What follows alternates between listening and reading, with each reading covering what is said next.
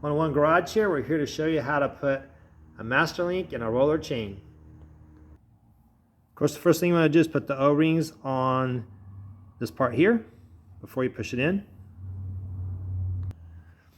Always push it in from the back. We always have it on the sprocket.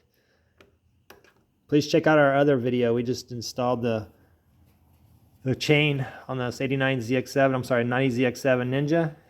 I'll try to put the link in the description below. Of course, you're going to put the O-ring on this side and this side. It's almost impossible to get them to stay on there, so don't even try. Put this on. We're going to smash it together. Hold on.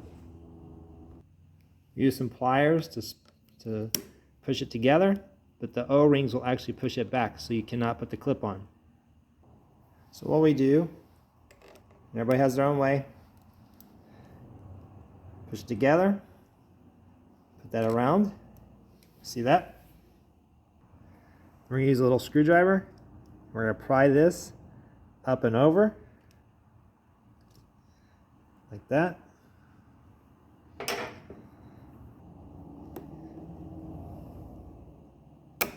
Like that.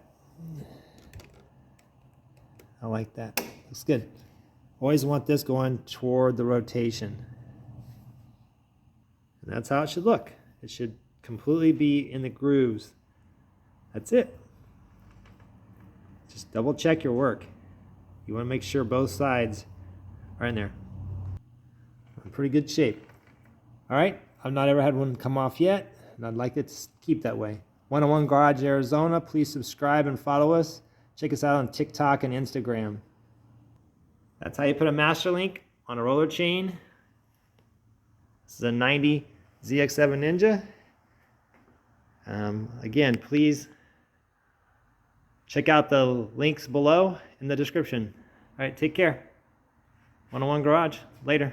Bye.